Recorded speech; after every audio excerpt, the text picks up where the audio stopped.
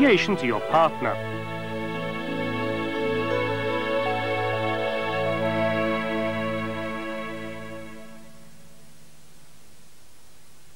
Manners are called rei.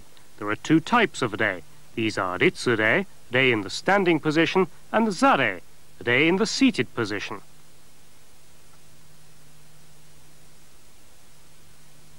To perform ritsu-rei to shinzen, for example, incline your upper body at an angle of about 30 degrees, with your eyes cast down to the floor.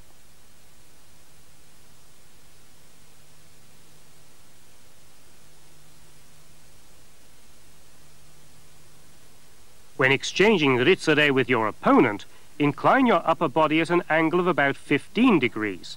It's considered rude to lose eye contact with your opponent when bowing. This exchange is also called moku-rei.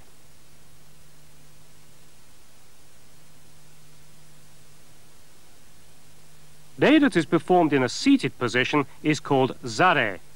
Hold your back straight and place your hands on your thighs. Open your knees to a distance of about 1 or 2 closed fists. When sitting on the floor, either overlap the big toes of your 2 feet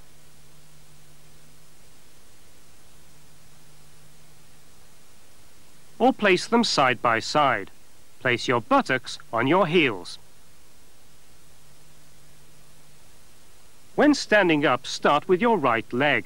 This is the procedure which is commonly observed.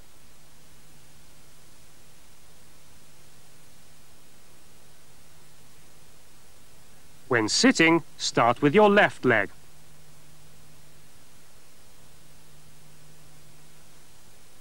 This is za-rei. When inclining your upper body, don't tilt your neck or raise your waist. Place both of your hands on the floor simultaneously and quietly. Also lift them from the floor simultaneously.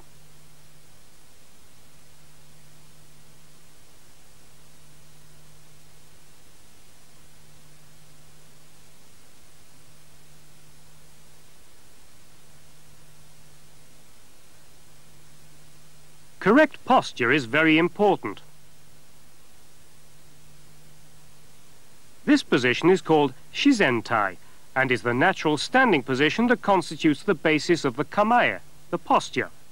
Keep your chin down, hold your back straight, and relax to release any excessive strain from your shoulders. Let's look at some of the basic kamae or postures. This is chudan no kamae, the most important one in kendo.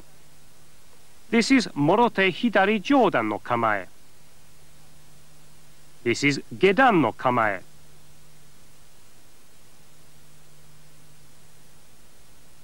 This is hasso no kamae.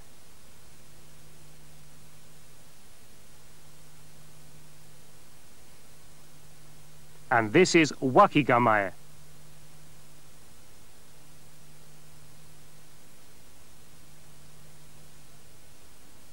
Let's first study chudan no kamae, which constitutes the basis of all other postures.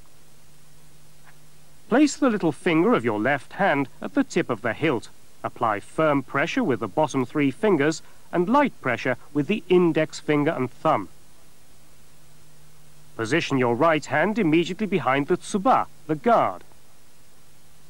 The length of the tsuka should be the same length as your forearm.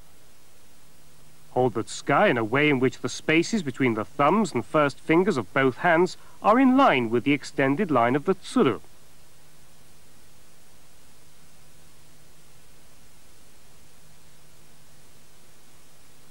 Tense both wrists inwards in a squeezing motion and position your left hand at the height of your navel, about 1 closed fist away from your body. The correct positioning of your hands can be achieved by locating the base of your left thumb at the same height as your navel. This is the correct form of chudan no kamae. This is an example of the wrong way to grip the tsuka with the right and left hands. In this grip, the location of the left hand is too high and both elbows extend too far outward.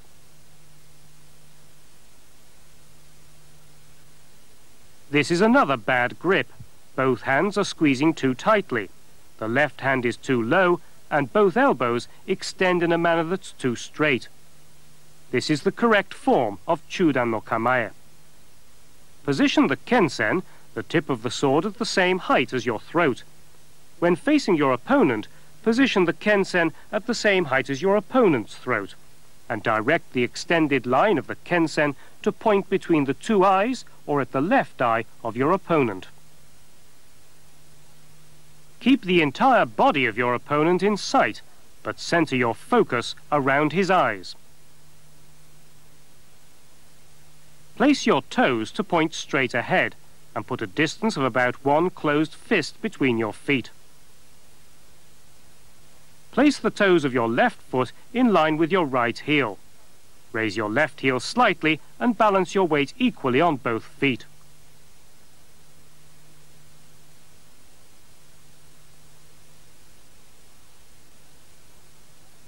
This is an example of a bad position, in that the heels of both feet remain on the floor. In this position, the toes of the left foot are pointing outward and are not in parallel with the right toes. In this position, the tiptoed stance is excessive.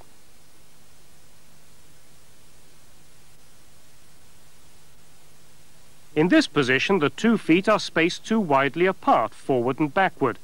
Furthermore, the left heel is raised too high. Smooth and natural movements cannot be developed from these incorrect foot positions. Raise your left heel slightly and balance your weight equally on both feet. Let's study the entire series of movements from the assumption of kamae through the return of the shinai back to its original position. This is called sageto. The shinai is carried with the tsuru facing downward. Exchange ritsure with your opponent. This is taito. Raise your left hand to waist level with your thumb on the tsuba. Keep the kensen at 45 degrees. Take 3 steps forward from your right foot.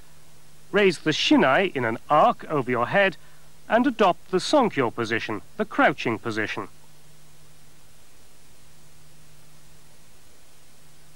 Watch closely how the feet are placed when assuming the sonkyo position.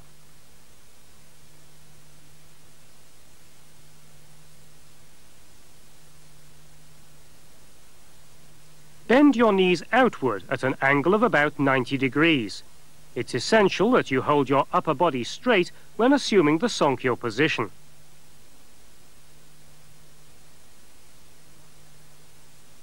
Watch how you and your opponent should assume the required posture, facing each other.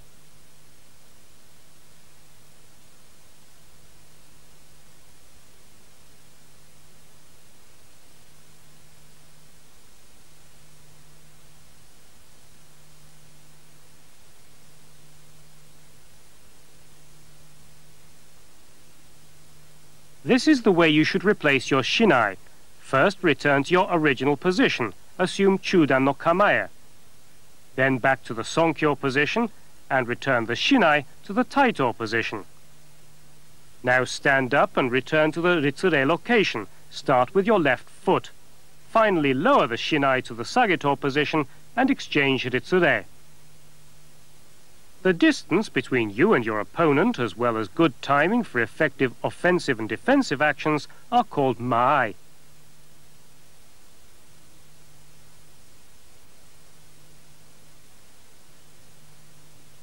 Let's take a look at the basic maai for striking. Issoku itto no maai. One step forward enables you to hit your opponent.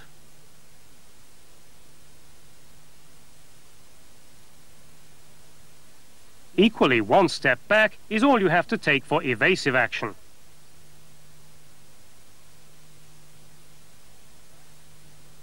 Your shinai and your opponent's should cross at about 10 centimeters from the kensen.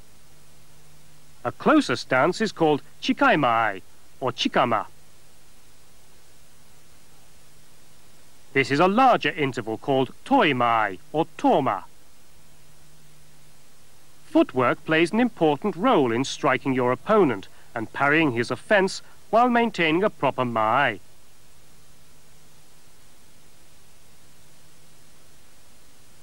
Footwork techniques are known collectively